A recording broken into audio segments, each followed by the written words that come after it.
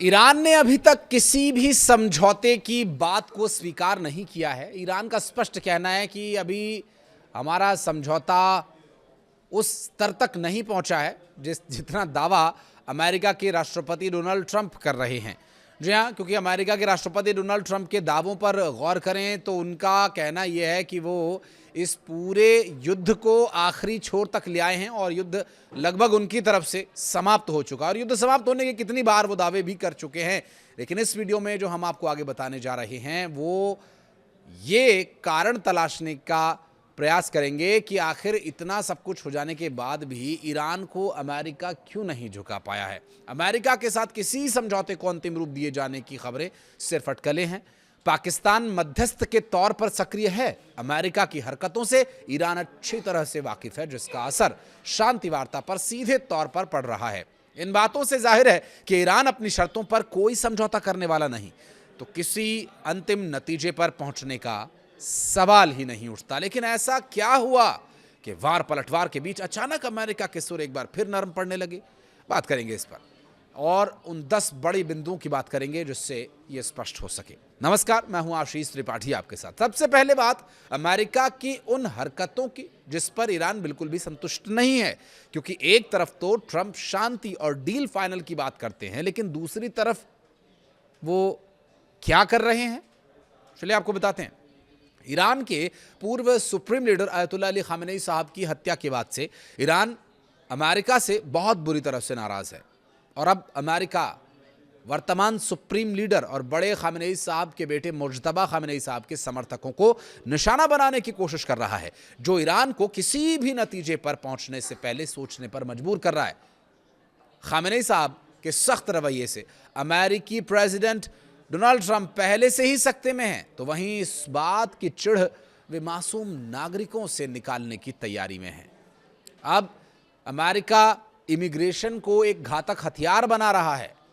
Trump ने प्रवासियों को अमेरिका से निकालकर सीधा सेंट्रल अफ्रीकन रिपब्लिक जैसे अशांत देश में फेंकने का सीक्रेट प्लान बना लिया है।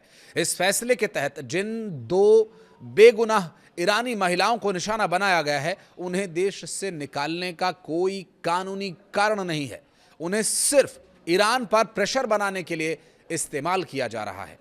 एक तरफ फारस की खाड़ी और ओमान तट के पास अमेरिकी नौसेना लगातार ईरानी जहाजों को निशाना बना रही है, दूसरी तरफ वॉशिंगटन के भीतर बैठे ईरानी शरणार्थियों को इसका हर्जाना भुगतना पड़ रहा है। वकीलों के मुताबिक जिन 2 ईरानी महिलाओं को गुरुवार को विशेष विमान से सेंट्रल अफ्रीकन रिपब्लिक डिपोर्ट किया जा रहा है, उसका कोई भी आपराधिक रिकॉर्ड नहीं है। युद्ध के इस दौर में ट्रंप प्रशासन इन्हें केवल इसलिए निशाना बना रहा है ताकि तेहरान को यह कड़ा संदेश दिया जा सके कि जंग के दौरान किसी भी ईरानी नागरिक को अमेरिकी जमीन पर रहने का अधिकार नहीं मिलेगा। ईरान के साथ चल रही आर पार की लड़ाई के बीच ट्रंप प्रशासन ने अमेरिका में रह रहे उन ईरानी नागरिकों पर हंटर चलाना शुरू कर दिया जिन पर तेहरान सरकार के प्रति हमदर्दी रखने का जरा भी उन्हें शक था। जाहिर है खामेनेई साहब का जो नेतृत्व इस वक्त ईरान में है, उससे अमेरिका कहीं ना कहीं डरा हुआ है और वो किसी भी संभावना जो कि मुज्तबा अली खामेनेई साहब के प्रति झुकाव रखती हो, पनपने नहीं देना चाहता है। डरा हुआ है अमेरिका और इसीलिए बार बार कभी हमले तो कभी शांति की बातें करता है। प्रशासन ने हाल ही में हमीदेह सुलेमानी अफसर और उनकी बेटी सहित कई ईरानी नागरिकों के वीज़ा और ग्रीन कार्ड्स को तुरंत प्रभाव से रद्द कर दिया। ट्रंप का सीधा एजेंडा है कि जब अमेरिकी सेना बॉर्डर पर ईरान के साथ लड़ रही है तो देश के भीतर किसी भी ऐसे तत्व को बर्दाश्त नहीं किया जाएगा जो सीधा या परोक्ष रूप से ईरान के सुप्रीम लीडर खामेनेई साहब के साथ जुड़ा हो। अदालतों के आदेशों को भी दरकिनार कर अमेरिकी ईरानी महिलाओं को उनके देश वापस भेजने की बजाय अफ्रीका के एक ऐसे देश में भेजने की तैयारी में है जहां गृहयुद्ध है, भुखमरी है, अशांति है। इमिग्रेशन वकीलों ने दावा किया कि कोर्ट ने इन महिलाओं को विथ होल्डिंग ऑफ रिमूवल के तहत सुरक्षा दी थी।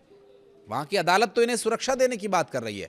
निर्णय भी लिया गया, फैसला भी सुना दिया गया, लेकिन ट्रंप अदालत से भी ऊपर बढ़कर, आगे बढ़कर ये निर्णय ले रहे हैं और हर कार्रवाई कर रहे हैं, क्योंकि खुद अमेरिकी जज ये मानते थे कि अगर उन्हें ईरान भेजा गया तो खामेनेई साहब की पुलिस इन्हें टॉर्चर करेगी या जान से मार देगी। लेकिन ट्रंप सरकार के इस एक बेहद शातिर तोड़ से परिस्थितियां कुछ बदलने की कोशिश की गई है। जंग के इस माहौल में ट्रंप का यह कदम सीधे तौर पर मानवाधिकारों का कत्ल भी माना जा रहा है।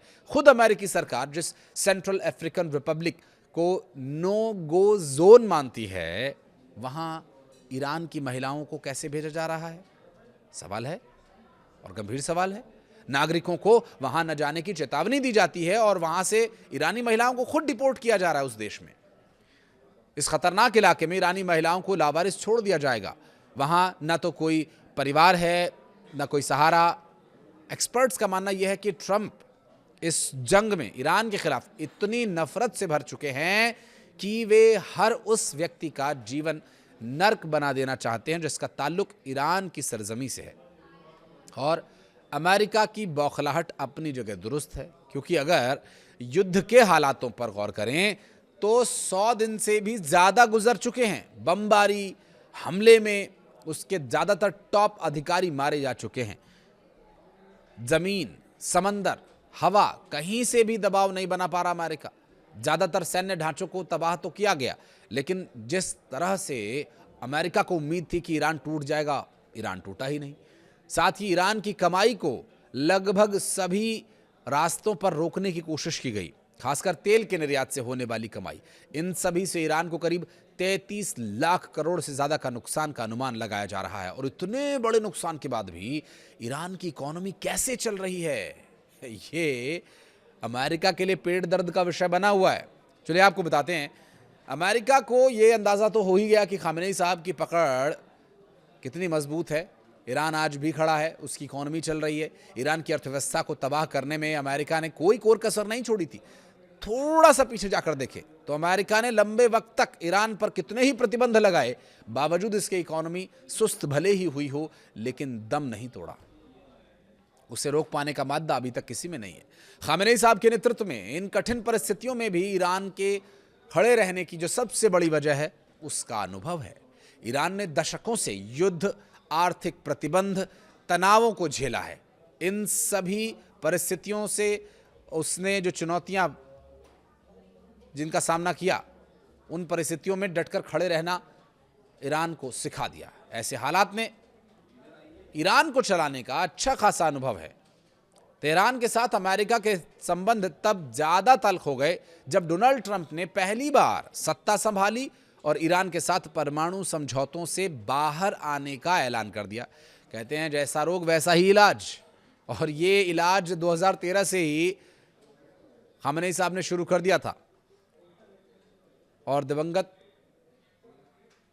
खामेनेई साहब जो 2013 से ही इस तरह की तैयारियों में जुटे हुए थे, दिवंगत खामेनेई साहब को इस तरह के हालातों के बारे में पहले से ही अंदाजा हो गया था। उन्होंने उत्तरी पोर्ट से रूस सहित तमाम अन्य देशों को निर्यात का ढांचा तैयार कर आयात और निर्भरता घटाने के लिए देश में उत्पादन पर जोर दिया। इस कदम ने ईरान को किसी भी स्थिति के लिए तैयार रहने में काफी मदद की। ईरान के केंद्रीय बैंक ने भी अपने विदेशी मुद्रा भंडार का इस्तेमाल सिर्फ और सिर्फ बहुत आवश्यक वस्तुओं की खरीद में इस्तेमाल करने की नीति बनाई और उसका कठोरता के साथ पालन भी किया, जिसका आज ये परिणाम है कि ईरान इतने हमलों, इतने लगातार हो रहे विरोधों के बाद, प्रतिबंधों के बाद भी खड़ा है, सांस ले रहा है, विरोध कर रहा है, लड़ रहा है और दुश्मन को झुकने पर मजबूर भी कर रहा है।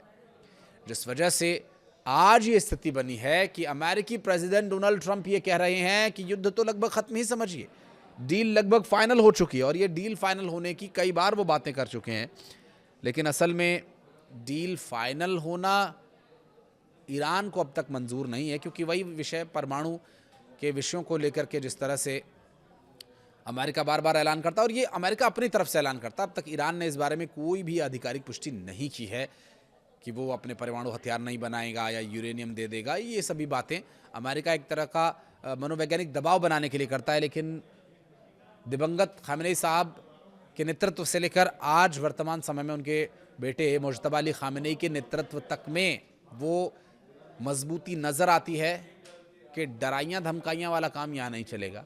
सीधी बात करो और निर्णय लो। बहरहाल आप कुछ कहना चाहें तो कमेंट सेक्शन में ज़रूर बताइएगा इस वीडियो के बारे में, और वीडियो को यहाँ तक देखने के लिए बहुत बहुत धन्यवाद।